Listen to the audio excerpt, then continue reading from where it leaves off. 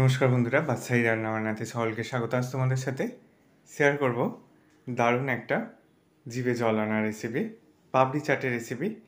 এই পাপড়ি চাটের রেসিপি কিভাবে বাড়িতে সহজভাবে পাপড়ি তৈরি করে নিতে পারবে আর সেই পাপড়ি দিয়ে কিভাবে চাট তৈরি করতে হবে সেই রেসিপি আজ তোমাদের সাথে সম্পূর্ণভাবে শেয়ার করব। তার জন্য আমি এখানে ময়দা নিয়ে নিয়েছি, তারপর 1 চিমটে লবণ, আর ময়নের জন্য দিয়ে দিয়েছি সাদা তেল, আর এখানে অল্প একটু জোয়ান নিয়েছি। জোয়ানটাকে একটু ভালো করে ম্যাশ করে নিয়ে জোয়ানটাকে দিয়ে দিলাম। এরপর ময়দার সাথে ময়নটাকে ভালো করে মিশিয়ে নিচ্ছি। ময়নটা ভালো করে মিশিয়ে নেওয়ার পর এরপর অল্প অল্প জল দিয়ে ময়দাটাকে মেখে নিচ্ছি। ঠিক যেভাবে লুচি পরোটার জন্য ময়দাটাকে মাখা হয় সেইভাবেই আমি ময়দাটাকে মেখে নেব। ময়দাটা আমার মাখা হয়ে গেছে।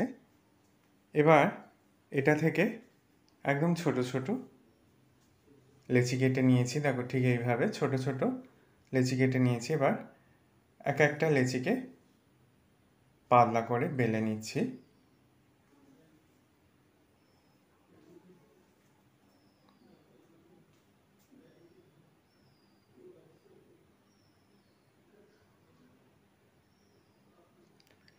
এইভাবে পাতলা করে বেলে নেওয়ার পর কাঁটা চামচ দিয়ে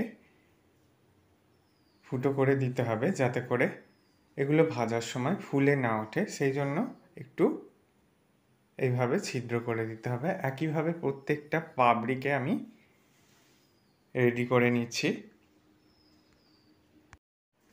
এরপর তেল গরম করে নিয়ে পাপড়িগুলোকে দিয়ে দিচ্ছি ভাজার জন্য।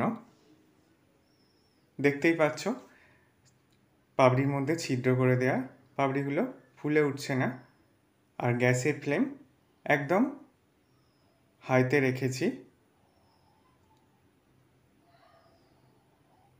1 মিনিট হাইতে রাখার পর তারপর গ্যাসের ফ্লেমটা লোতে রেখে পাপড়িগুলোকে ভেজে নিয়েছি। পাপড়িগুলো ভাজা হয়ে গেছে, অনেকটাই মুচমুচে হয়েছে। এরপর পাপড়িগুলোকে সাজিয়ে নিয়ে প্রথমে ফ্যাটানো টক দই, তারপর দিয়ে দিচ্ছি টমেটো কেচাপ, এরপর দিয়ে দিচ্ছি তেঁতুলের চাটনি। এরপর সিদ্ধ করা আলুর টুকরোগুলোকে দিয়ে দিয়েছি। দিয়ে দিলাম ক্যাপসিকামের টুকরো, টমেটোর টুকরো দিয়ে দিয়েছি। এবার দিয়ে দিচ্ছি শসার টুকরো, কাঁচা লঙ্কা কুচি, অল্প একটু ভুজিয়া দিয়ে দিলাম। এবার ওপর থেকে একটু বিট লবণ আর চাট মশলা ছড়িয়ে দিলেই তৈরি হয়ে যাবে দুর্দান্ত স্বাদের পাপড়ি চাটের রেসিপি। আশা করি আজকের এই রেসিপি তোমাদেরও ভালো লাগবে। ভালো লাগলে বন্ধুদের মধ্যে অনেক শেয়ার করো, লাইক কমেন্ট করতে ভুলো না। সকলে সাবধানে সুস্থ থেকো। ভিডিওটা দেখার জন্য সকলকে ধন্যবাদ।